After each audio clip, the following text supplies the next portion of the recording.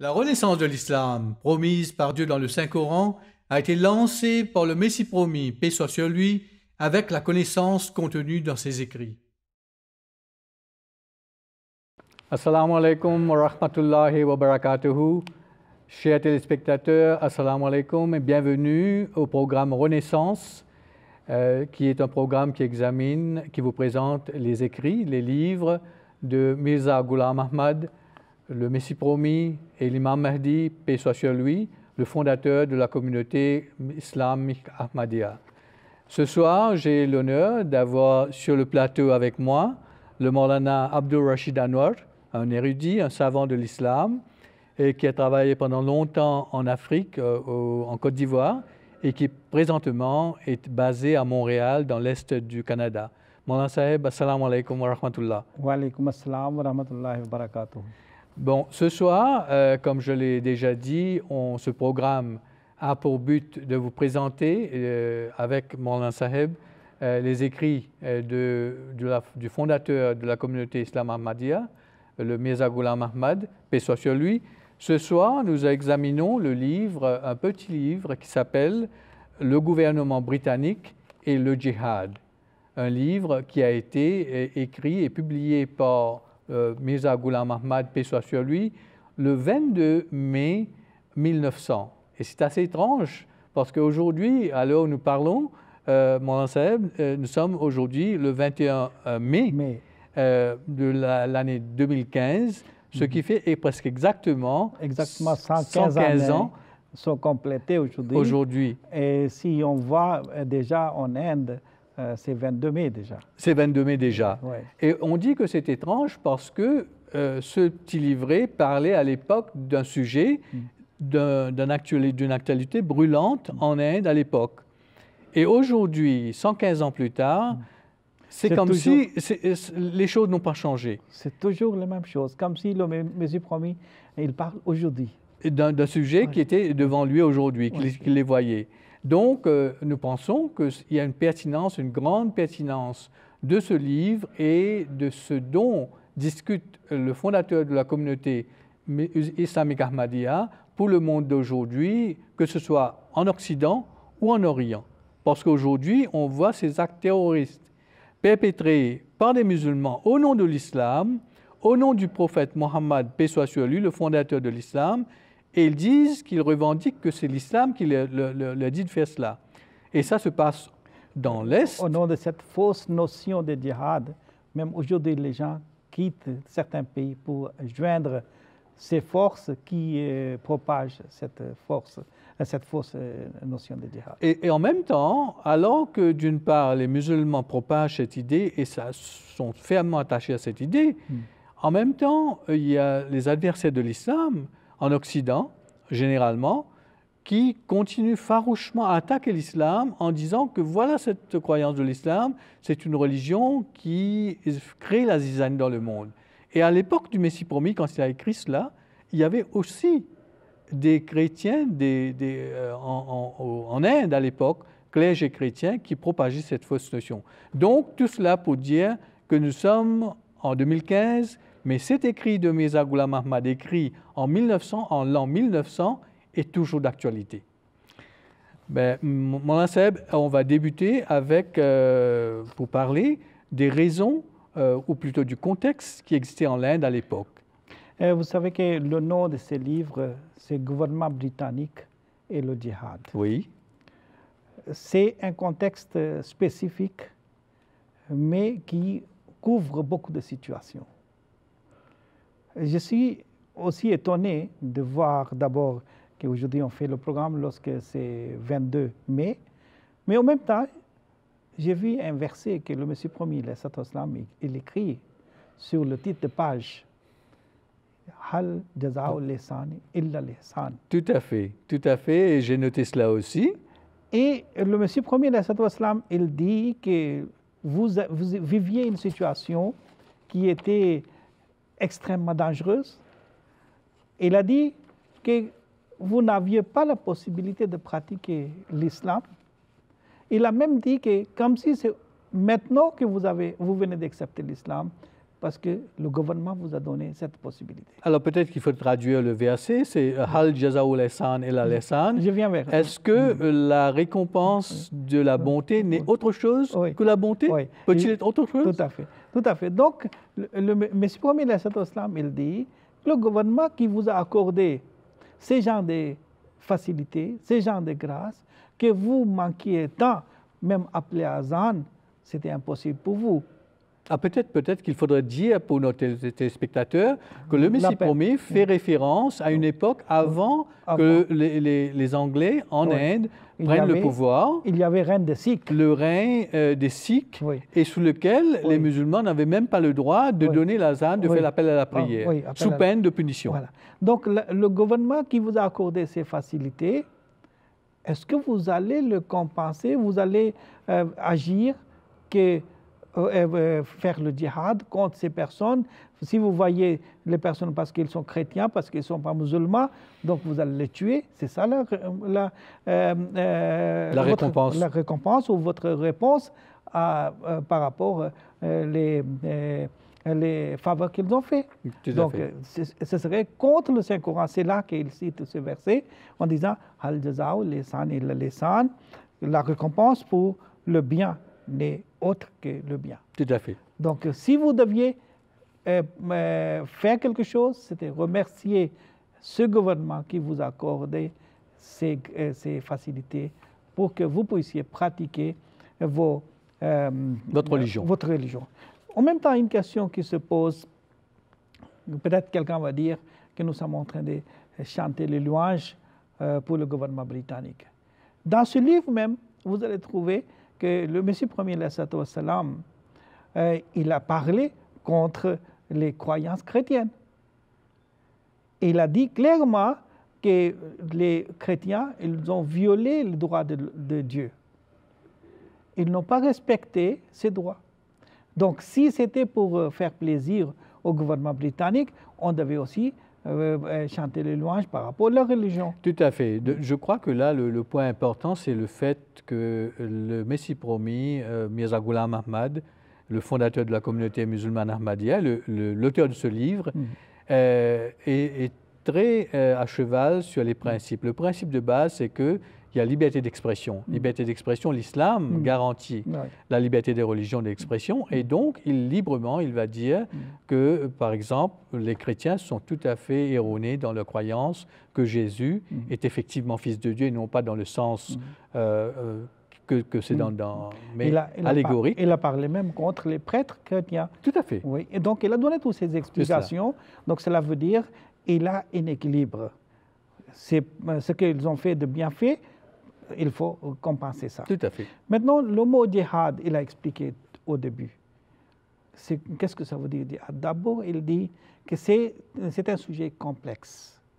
C'est un sujet assez subtil. Les musulmans ont fait beaucoup d'erreurs pour la compréhension de ces mots. Ils ont donné un embarras au Messie premier, parce qu'à cause de ça, il y a beaucoup de critiques contre l'islam. Il dit que le mot djihad est dérivé du mot jim ha dal, juhud, faire des efforts. Il n'y a pas notion de guerre dans ce mot djihad. Le djihad veut dire faire des efforts. Donc intrinsèquement, la racine du mot n'est ni pour faire la guerre, mais c'est simplement l'effort. Il a dit que quelquefois la notion aussi était empruntée par les autres peuples aussi, comme les hindous. Dans leurs livres, on arrive à trouver le mot Juda. Juda, c'est dérivé du mot djihad aussi. Juda. Juda. Oui. Le mot jim, la lettre jim a été remplacée par ja. Et dal, il y a eu une emphase sur le dal. Donc tous les mots ensemble, c'est devenu, pour la guerre, ils ont utilisé ces mots Juda. Après, le Messie premier, soulève une question. Pourquoi, à l'époque du saint prophète Mohammed sallallahu alayhi wa sallam, il a fait des guerres où les guerres étaient permises? maintenant, si ce n'est pas permis, pourquoi c'était permis à cette époque? Donc, quelle était la raison que l'islam a permis de prendre les armes à l'époque du prophète Mohammed, paix soit sur lui? D'accord. L'islam a confronté des grandes difficultés. Alors là, le Messie promis met le contexte, explique le contexte. Il nous envoie dans l'histoire. Et il dit que l'islam a confronté des grandes difficultés et des difficultés inimaginables. Les gens, les mêmes personnes, que quelquefois des 1000 jeunes pourraient battre une armée de 100 000 personnes, c'était les mêmes personnes. Non, c'est-à-dire là, il faut mettre les choses dans le contexte. Quand vous parlez des difficultés, c'est-à-dire les 13 premières années de l'islam, c'était la période de persécution à la Mecque. Mais plus tard, ces mêmes personnes qui à ce moment-là se courbaient et acceptaient d'être martyrisées parce que le prophète lui avait dit il faut continuer à être obéissant. Voilà. Ces mêmes personnes. C'est cet aspect surtout. C'est ça. Donc ces mêmes personnes plus tard, quand l'ordre a été donné par Dieu, maintenant défendez-vous. C'était pas par faiblesse. C'est cela. Qu'ils souffraient, ils subissaient ces difficultés. Sans broncher. Oui. Sans réagir. Sans riposter. Oui. Et c'était à cause de l'ordre d'Allah que Allah n'avait pas encore donné les ordres pour riposter ou pour se défendre. Donc, ce que nous voulons faire comprendre à nos téléspectateurs, c'est le fait que les musulmans, quand le saint prophète parle des 13 années de persécution et que les musulmans ont subi tout cela sans broncher pendant qu'ils étaient à la Mecque, ce n'était pas par couardise, ce n'était pas parce qu'ils étaient serviles, c'est parce que le prophète lui avait dit que Dieu ne nous a pas permis de riposter. Donc, on va continuer à nous courber. Il n'a même pas donné des solutions. Le saint prophète n'avait même pas donné de solution pour souffrir moins. Oui. Il n'a rien dit. Vous devez souffrir pendant cette période. Ils ont souffert. Et il faut peut-être ajouter qu'il a souffert avec eux. Ce n'est pas qu'eux souffraient et lui, il était épargné. Oui, il a souffert. Il souffert. Exactement. Les pierres étaient lancées sur lui. Il a été blessé plusieurs fois. Il a été lapidé plusieurs fois. Et il était dans le sang plusieurs fois. Donc, en fait, ce dont nous parlons, ce n'est pas nous qui le sommes en train de le dire.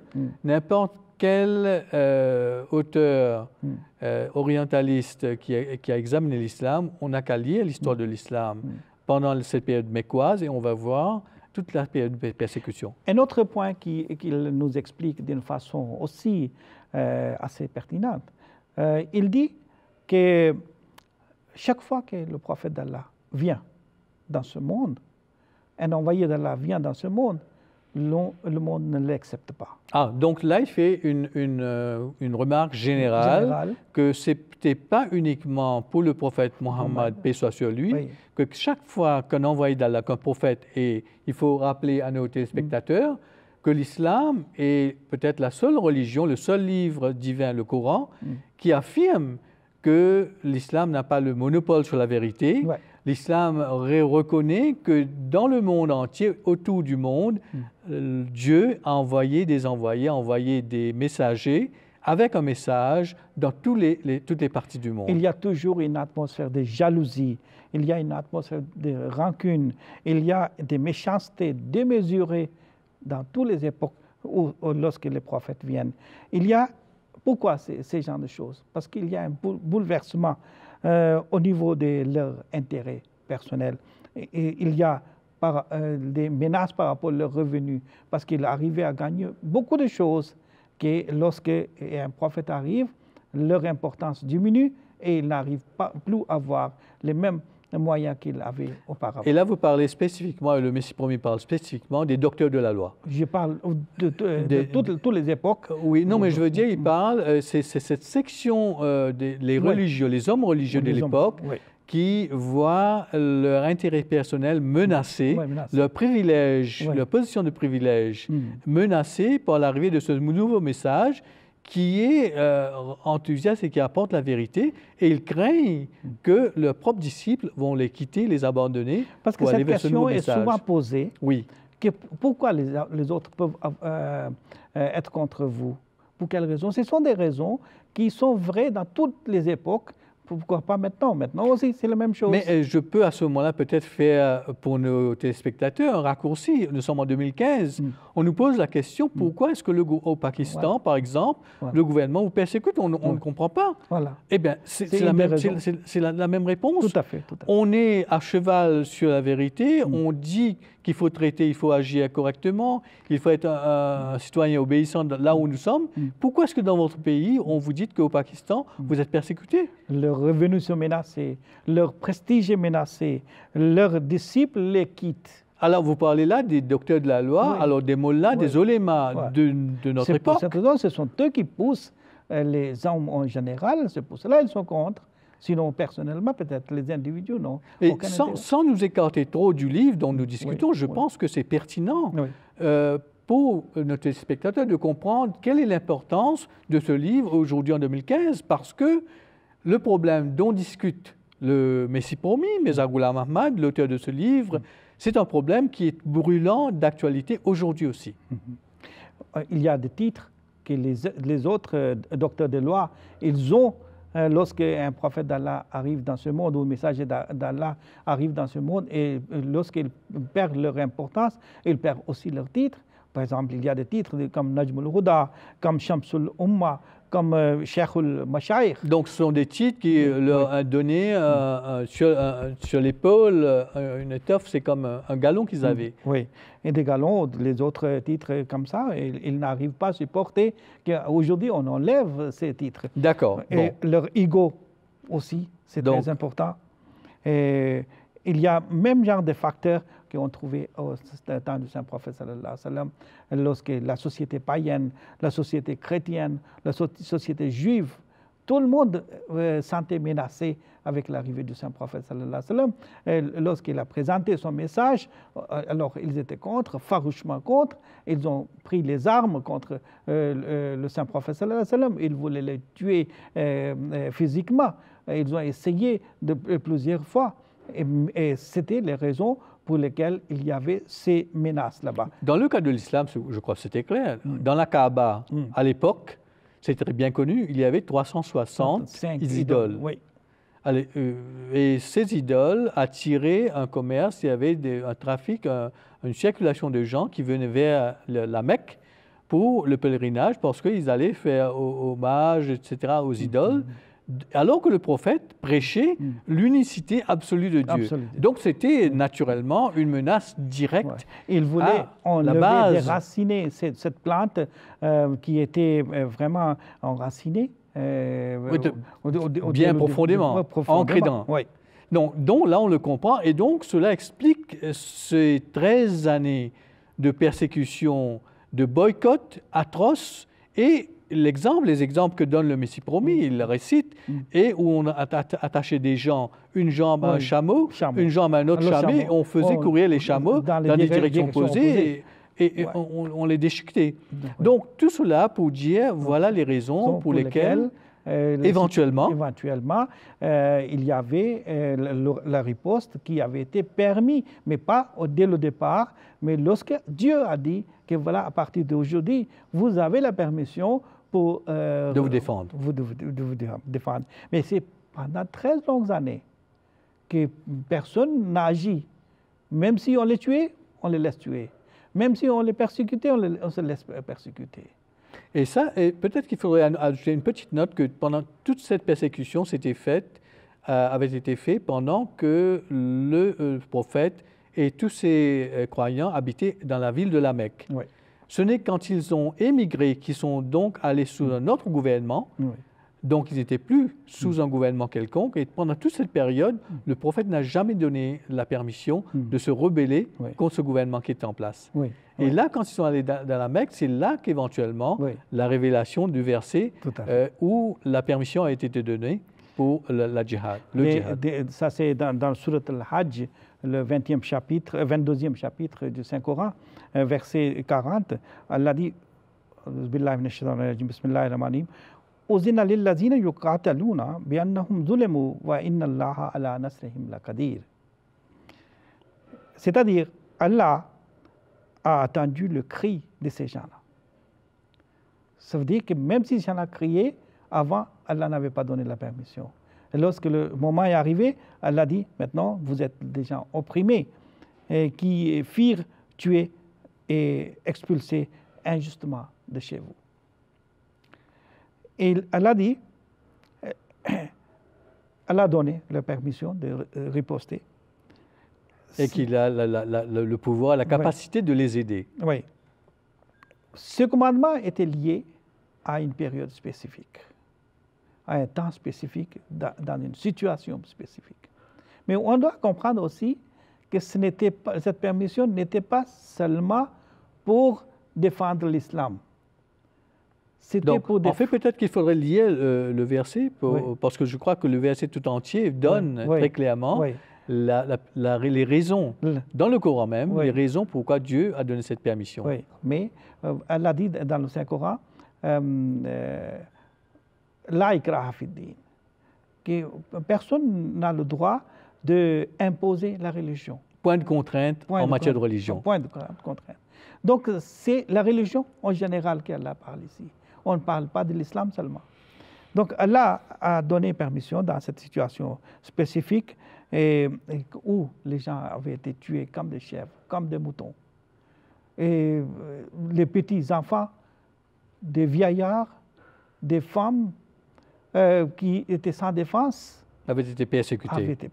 Et peut-être il faut ajouter une note pour ceux de nos téléspectateurs qui n'ont pas en tête l'histoire de l'islam exactement, c'est qu'on a parlé de 13 ans de persécution dans la ville de la Mecque, et puis ils ont la permission d'émigrer, donc le prophète va à Médine, une autre ville, et là il est élu comme le chef de la ville de Médine. Mais même là, ils auraient pu continuer à vivre en paix. La réalité, c'est que les Mécois, qui les avaient persécutés pendant qu'ils étaient dans la ville de la Mecque, ont commencé, ils ont levé une armée pour venir attaquer la ville de Médine. Oui. Et c'est dans ces conditions que maintenant, on a la révélation où Dieu donne permission maintenant de se défendre parce que vous êtes maintenant attaqués et vous avez subi pendant 13 ans ces persécutions. Quelqu'un peut poser la question que si c'était ça la notion de djihad, pourquoi aujourd'hui et comment se transformer? Comment se changer? C'était au temps du Saint-Prophète sallallahu alayhi wa sallam et au temps des califes du Saint-Prophète sallallahu alayhi wa sallam. C'était exactement le même concept de djihad, notion de djihad qui était là, qui était pratiquée par les musulmans. Mais après cette période, que maintenant ils ont changé, ils ont pris simplement la guerre avec le mot de djihad. Pourtant, le mot djihad, c'était un mot vaste, c'était une forme de djihad qui était où on a se défendre avec l'épée. C'est une forme de djihad. Le reste des formes de djihad, les gens ont laissé tomber. Donc, c'est-à-dire, la notion de djihad, c'est de faire des efforts. Et un aspect de djihad, c'est de faire des efforts dans ce contexte spécifique où, par la force, les ennemis de l'islam empêchaient les musulmans de pratiquer librement la religion, donc la liberté de conscience. Et dans le verset que vous avez cité, si on continue ce verset, dit que si Dieu n'avait pas donné la permission de prendre les armes, à ce moment-là, aucune synagogue, aucune église, aucun temple et aucune mosquée n'aurait pas été libre, donc aurait été totalement désacrée. Donc, c'est la notion de défense de la liberté de conscience. Tout à fait. Donc, la notion de djihad est attachée étroitement avec la notion de liberté de conscience qui est garantie par l'islam dans le verset « La ikraha fi din », point de contrainte en matière de religion. Oui, tout à fait. Maintenant, il y a un autre aspect que le Monsieur Premier il a soulevé. C'est un aspect très intéressant. Il dit qu'il y a eu 2 dépassements ou débordements des limites. Les chrétiens, ils ont violé les droits de Dieu.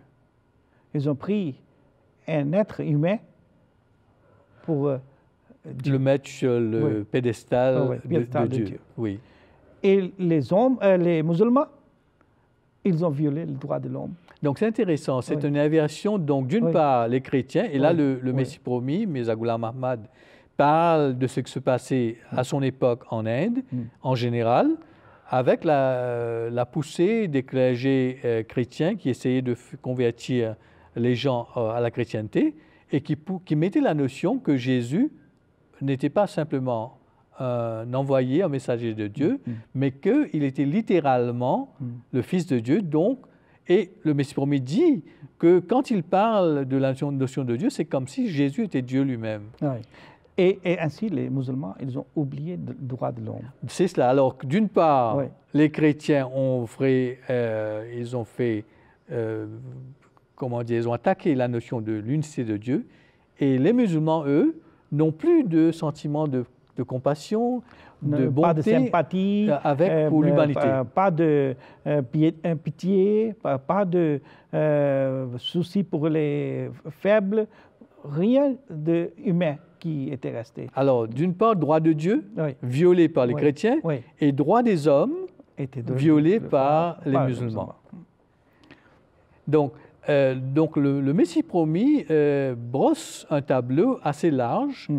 Il a commencé à parler de la notion du djihad, quelle est la source du djihad, quelle est la racine de cette notion. Il a parlé du contexte historique quand ça a été permis. Et maintenant, il touche le sujet qu'est-ce qui se passe en Inde. D'une part, les chrétiens, qu'est-ce qu'ils ont fait, et d'autre part, qu'est-ce que les musulmans font. Maintenant, le Messie promis, alayhi salam, que la paix soit sur lui, il donne la responsabilité au Maulvi, au Mullah. C'est vous qui êtes responsable pour telle situation où les faibles sont tués, où les enfants sont tués et massacrés, où les vieilles femmes avaient été déchiquetées, etc., etc. Donc, c'est votre responsabilité que vous avez envoyé une telle idée dans cette situation qui n'a pas été présentée par l'islam. Donc, ce sont les ulémas, les leaders religieux musulmans, qui sont responsables d'avoir, d'une certaine façon, totalement pris la notion originale de l'islam et l'ont tournée complètement. Et maintenant, par rapport à l'Inde, surtout dans ce livre, le Messie premier, l'Islam, que la paix et la bénédiction d'Allah soient sur lui, il a mentionné qu'il insistait que, comme c'est un pays qui est gouverné par les Anglais, donc c'est la zone de guerre, c'est Darul Harb. C'est ce que les ulémas disent. Les ulémas disent. C'est pour cette raison vous devez tuer tous les non-musulmans qui existent en Inde. Donc, il faut expliquer peut-être à nos téléspectateurs qu'il y a cette notion, le mot arabe est utilisé, Darul Harb, et puis le Darul Islam. Darul Islam, c'est un pays qui serait gouverné par des musulmans, et Darul Harb, serait un autre pays, un pays qui n'est pas gouverné par des musulmans, et qui est comme si zone de guerre, et tout est permis. Oui, il le considère que voilà, le gouvernement qui n'est pas musulman, c'est pour cette raison que vous pouvez tuer tous les autres non-musulmans. Oui, et là, je dois peut-être faire rapidement un retour à 2015. Quand on parle de ce qui se passe dans le monde aujourd'hui, les groupes terroristes apparemment musulmans, qui se disent être musulmans en Afrique, au Moyen-Orient ou ailleurs dans le monde, ou même dans les pays occidentaux, il y a des jeunes qui habitaient ici et qui quittent ce pays, qui quittent le pays d'origine pour aller apparemment se battre aux côtés de groupes islamistes qui se revendiquent faire le djihad. Et ils utilisent ce même terme. Aujourd'hui, l'État islamique dans le Moyen-Orient parle de Darul Harb et de Darul Islam. Et donc, peut-être que les gens ont vu dans les nouvelles ces termes qui sont utilisés. C'était exactement les mêmes notions, les mêmes termes à l'époque du Messie promis et qui sont examinés dans ce livre. Tout à fait. C'est un livre vraiment très intéressant. Nous devons essayer de lire ce livre et vous allez être encore, je peux dire, émerveillé par le contenu de ce livre et vous allez sentir comme si quelqu'un est en train d'expliquer ou faire une image de notre époque que nous vivons aujourd'hui. Et exactement les mêmes termes qui ont été utilisés par les Maulvis, par les Mullahs, par les clergés musulmans, et le même terme il utilise et ensuite il se réfère vers le Saint-Coran faussement. Tout à fait. Je crois que dans la prochaine émission, je crois que l'heure est presque terminée pour notre émission, mais dans la prochaine émission, on va continuer à examiner ce livre et nous aurons l'occasion de citer, de lire des extraits de ce livre pour que nos téléspectateurs comprennent la force avec laquelle le Messie promis, le Mirza Ghulam Ahmad, l'auteur de ce livre, il explique pourquoi c'est mauvais ce qu'ils disent et quelle est la vraie notion du djihad. Nous sommes à la fin de cette émission. Maulana Saheb, je vous remercie de tous les éclairages que vous avez jetés sur ce petit livre, mais nous n'avons pas terminé. Il reste encore beaucoup à parler, à discuter. Nous allons le reprendre dans la prochaine émission. Chers téléspectateurs, nous vous remercions et on vous dit à bientôt. Assalamu alaikum wa rahmatullahi wa barakatuhu. Jazakumullah. Jazakumullah wa ahsan al-jaza.